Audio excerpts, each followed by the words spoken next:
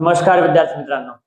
12वी board exam संपलेली आहे, पण आपलं काम संपलेलं नाही. आपलं युद्ध अजून बाकी आहे, कारण सीईटी एक्झाम अजून बाकी आहे आणि त्याची प्रिपरेशन करण्यासाठी अवघे आणि अवघे फक्त 40 दिवस आहेत. आणि ह्या 40 दिवसामध्ये आपल्याला सीईटी मध्ये 99% स्कोर करायचा आहे. मग कशा प्रकारे आपण करणार आहोत बघा. आपल्याकडे वेळ कमी आहे, पण आपल्याकडे जिद्द असली पाहिजे की मी ह्या 40 दिवसामध्ये मी सीईटी क्रॅक करेन, 99% आणेन. ह्या हेतूने आपण अभ्यास केला पाहिजे. पण अभ्यास करणार कसा? फक्त विचार करून वेळ वाया घालवायचा का? नाही, विचार करून वेळ वाया घालवायचा नाहीये. आपल्याला त्यावरती काम करायचंय. तुम्हाला माहितीये बघा, कारण मला माहितीये 12वी बोर्ड एक्झामच्या पर्सेंटेज वरती काहीच नाहीये. आपल्याला सीईटीचे पर्सेंटाईल वरती कॉलेजेस भेटणार आहेत आणि जर चांगलं कॉलेज भेटलं नाही तर आपल्याला पॅकेज सुद्धा चांगलं भेटणार नाही. सरळ सरळ आहे.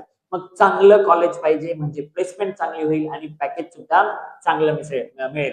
म्हणजेच आपला जो टार्गेट आहे तो एमएसटी सीईटी आहे. मग केलं काय पाहिजे? लक्षात घ्या, केलं काय पाहिजे. आपल्याला 2 अटेम्प्ट आहेत. मला वाटते की तुम्ही दोन्ही एक्झाम सेशनचे फॉर्म्स भरलेला असाल. तर पहिली जे सेशन आहे 11 एप्रिल पासून सुरू आहे आणि दुसरा जो सेशन आहे तो 14 मे पासून सुरू आहे. आणि मग आपल्याला फक्त आणि फक्त 40 दिवस आहेत. त्या 40 दिवसामध्ये आपला प्लॅन काय असला पाहिजे? फक्त विचार करायचा का? नाही, तर त्यावरती आपल्याला काम सुद्धा करायचंय. बघा, ह्या 40 दिवसामध्ये आपल्याला 30 दिवस जे आहे तुफान अशी प्रिपरेशन करायची. आणि 30 दिवस कशी प्रिपरेशन करायची आहे? तर आपल्याला 3 शिफ्ट मध्ये काम करायचे. मॉर्निंग शिफ्ट, आफ्टरनून शिफ्ट आणि इव्हिनिंग शिफ्ट. मॉर्निंग शिफ्ट मध्ये आपल्या तुमच्या सोयीनुसार एखादा सब्जेक्ट निवडा. समजा फिजिक्स तुम्ही निवडलात मॉर्निंग शिफ्ट मध्ये, तर मॉर्निंग शिफ्ट मध्ये फिजिक्स वरती तुम्हाला खूप जास्त काम करायचंय. असा एक चॅप्टर निवडायचा आहे. असा एक म्हणजे सिरियल वाईज चॅप्टर्स निवडायचे आहेत तुम्हाला आणि ते चॅप्टर 2 ते 3 दिवसामध्ये संपवायला पाहिजे. पहिल्या दिवशी किंवा पहिल्याच्या अर्ध्या दिवशी तुम्हाला म्हणजे जर तुम्हाला मॉर्निंग शिफ्ट मध्ये समजा 4 तास देता येत असतील तर 4 पैकी 2 तास पहिल्या मध्ये थेरी रिव्हिजन्स करून घ्यायचे, नोट्स काढून घ्यायचे आणि उरलेल्या 2 तासामध्ये न्यूमेरिकल तुफान सॉल्व्ह करायचे. त्याच्यात दुसऱ्या दिवशी प्रत्येक जो चॅप्टर आहे त्याला तुम्हाला कमीत कमी 2 आणि जास्तीत जास्त 3 दिवस द्यायचे. 3 दिवस कुठल्या चॅप्टरला द्यायचे आहेत?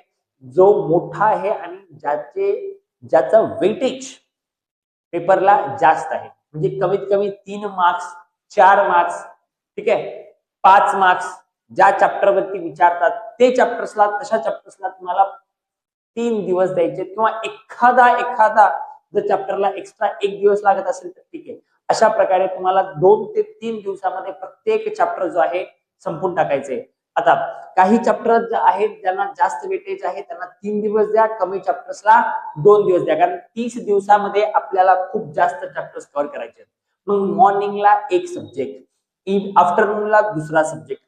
आफ्टरनूनचा जो टाइम स्पॅन आहे तो जास्त असला पाहिजे. इव्हिनिंगला परत एक सब्जेक्ट.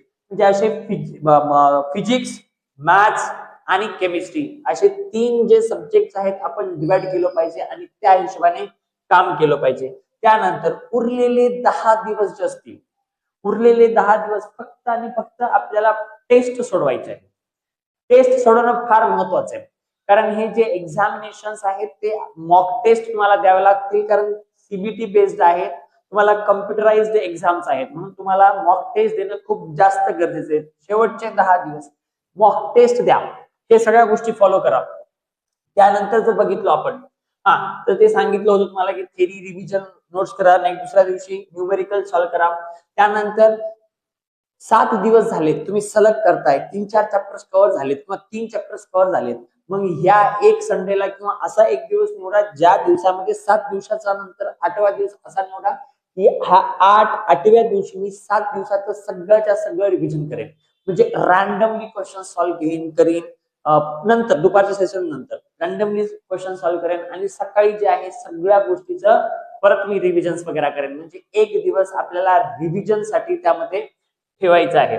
त्यानंतर जर बघितलो आपण तर जे विद्यार्थी एप्रिल मध्ये 11 आणि 19 ह्या सेशन देणार आहेत आणि नंतर परत मे मध्ये देणार आहेत त्यांना परत 20-25 दिवसाचा टाइम स्पॅन भेटणार आहे आणि ह्या 20-25 दिवसामध्ये तुम्हाला जे आहे आपले वीक पॉइंट्स काय आहेत त्यावरती काम करून परत एकदा आपल्याला सेकंड जे सेशन आहे ते अटेम्प्ट करायचं आहे.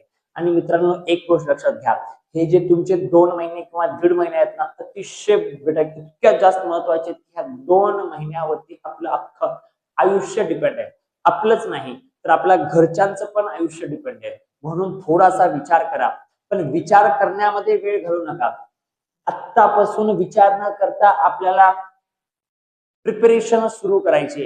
ही गोष्ट लक्षात घ्या, आपल्यासाठी खूप महत्वाचं आहे आणि ही बाब लक्षात घेऊन प्रिपरेशनला लागा, कारण 99% आपल्याला मिळवणं खूप गरजेचं आहे. आतापर्यंत अभ्यास केलात काय न केलात काय सोडून द्या विषय, पण इथून मात्र ह्या 2 महिन्यामध्ये सुद्धा चेंज होऊ शकते. भरपूर गोष्टी बदलू शकतात. म्हणून 2 महिने तुफान प्रिपरेशन करा. फक्त 5 ते 6 तास झोपा, काहीच होत नाही. या 5 ते 6 तास झोपा, अभ्यास खूप जास्त करा आणि आपलं नाव खूप मोठं करा.